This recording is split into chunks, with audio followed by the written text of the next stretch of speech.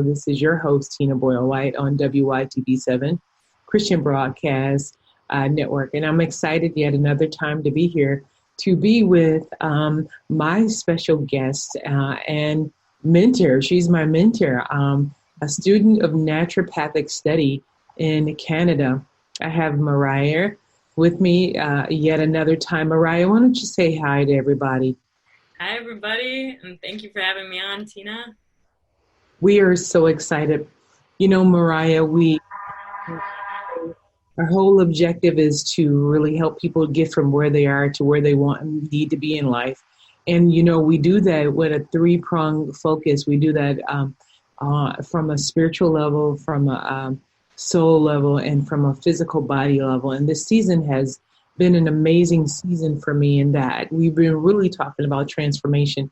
And I know for those who didn't get the show last week, you definitely want to go and check out the show where Mariah and I were.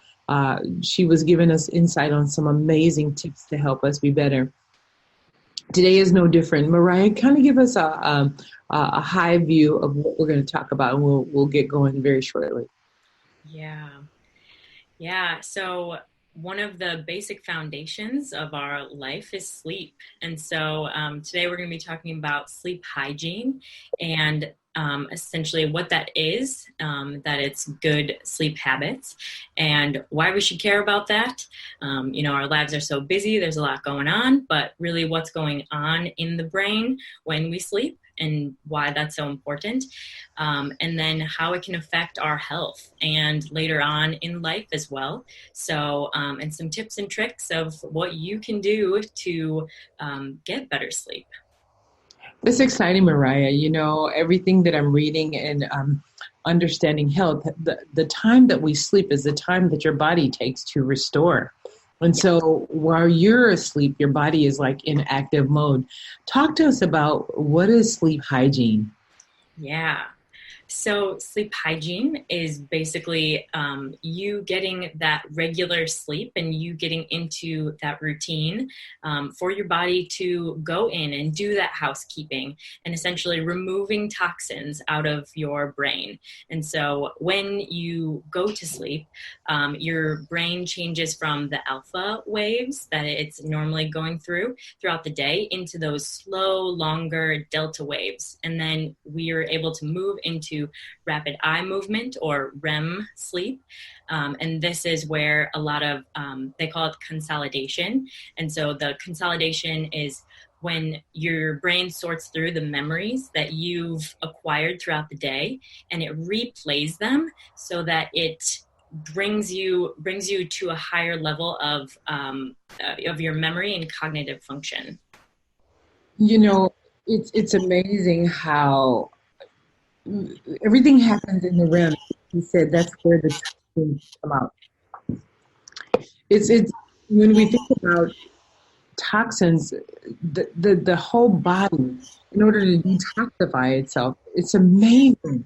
And for those who are not getting sleep, they're not able to, you know, have their body restore. Talk to us about what do you do? There's so many people out there who can't sleep. What do you do for people who can't get to the REM? Yeah, well, for those people who can't get to the REM, I mean, so there's been a couple myths out there. There's a neuroscientist, Matthew Walker, and he wrote the book, Why Sleep Matters. And he went through a couple of myths that like taking naps, are they good or not? And so he found that it's a yes and no answer. So yes, naps are good if you can get those naps. For people who can't get their full, 7-8 hours of sleep, that if you do get these, he was saying that actually we are designed from like a tribal level that we are supposed to biphasically sleep 5 to 6 hours. And then there's kind of like that siesta nap time in the middle of the day.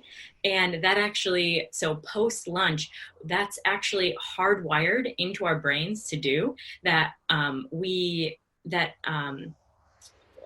so there's this so adenosine is the hormone that is the chemical that builds as we go throughout our day, and it induces more sleep. So it wants us to sleep. So as we go throughout the day, adenosine kind of peaks around that midday after lunchtime. And so there's like kind of like that post nap time. So if you aren't getting enough sleep, those, 20-minute, 30-minute naps on a regular basis actually can be beneficial for memory and your cognition levels and your emotional levels as well. So I shouldn't be guilty if I sleep 7, 8 hours versus taking naps, huh? No. My husband, I think he's a professional napper. He can just go down and go to sleep at any time. And then when it's time to go to sleep, he goes to sleep and he snores really well. And so, it doesn't work for me. I have to go to bed when I go to bed, because if I sleep in the day, I can't sleep at night. I'm like very awake. It's like, all right, what do we do now? So, yeah. So tell us more. What more is there to tell us about sleep hygiene?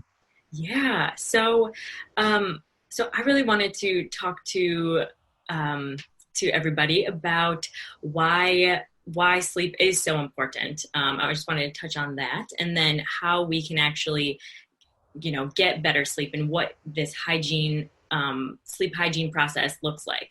So if you get into this routine, you're gonna get less sick.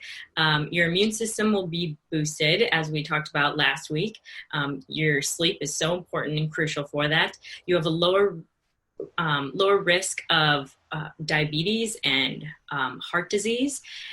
It also helps treat insomnia. Also, it improves your mood and can affect anxiety and depression. And then it also helps you just think more clearly and get along with people. And we all want to be Jesus followers and bring in peace and laughter and life back to our everyday. So if we take care of ourselves, that turns around to the rest of our people and the work that we do, and we're more present, and we're able to give more of ourselves.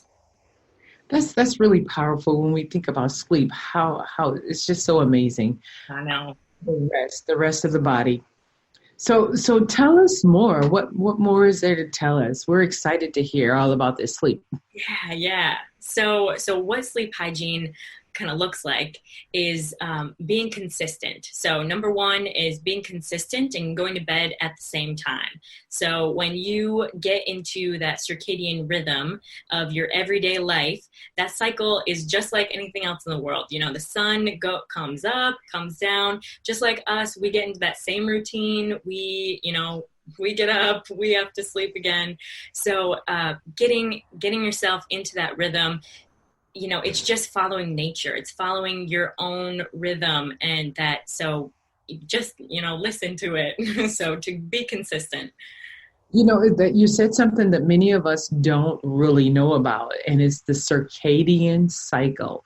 Circadian cycle. And you said follow nature. And I know that I'm guilty of, one night I'll stay up till 11, and then I'll, stay up to 1, and then, if I get really tired, maybe I'll go to bed at 10:30 and wake up at different times. So my circadian clock is off, and I would say so many others' clock is off. Talk about the circadian clock for us, please. Yeah. So your circadian rhythm, we all have kind of the same innate rhythm going on, but it is individual. So whatever your lifestyle has become, and your body will adapt. If you have a continuous schedule of going to bed at 12, and waking up at 6, your body gets used to that. And so as long as you can stay in that same rhythm, and what works for you, or your body will adjust and take care of itself. But so if you can do your absolute best to set a time for yourself, when for me, like I have to set an hour for myself to kind of wind down, wrap things up, get my prayers in and do my thing. So, I've found that rhythm for myself. And it's just trial and error and your lifestyle of what your days look like. But to be conscious and aware of what works for you, we'll go with that. That's so powerful. And Mariah, I've only heard from studies, your digestive system works with that. How much water you drink and your excretion. Mm-hmm. That's the word. Yeah. Excretion, how your body processes and flushes out the next morning, all the things. And so that is so interesting. So talk to us, Mariah. What else do you want to tell us? What kind of tips do you want to give us? Mm-hmm. All right. So tip number 2 is to set up your environment. So you want a dark, comfortable, regulated temperature and relaxing space. So to kind of dim the lights as you get into the evening. No blue screens. Try and get away from your computers. That's actually kind of tip number 3 as well. But then also to meditate or journal or pray or read, to just do those other things that are helping you to kind of mentally wind down. Everything's kind of coming down. And so to just get your brain prepared, we're going to go into a nice peaceful rest. Be consistent of going to bed at the same time and making your environment a suitable space. So, but we'll be talking to you more about more of these tips. Mariah, that's a good enough tip to, start being consistent and really transitioning. As we continue to talk about sleep hygiene next week, maybe you can give us some tips on how to kind of calm our space or calm ourselves down so we can transition. And I think that would be a critical key to helping people have better sleep. So thank you for this week. This has been awesome, as it always is. Audience, we look forward to hearing from you. Reach out to us and let us know that you are really enjoying this. And Mariah and I might even take it on the road. What you say, Mariah? Yeah, sounds good. Thank you so much. We'll see you next week for the continuation of Sleep Hygiene Part 2. Have a great morning, afternoon, or evening, whatever you're doing. Be blessed. Bye.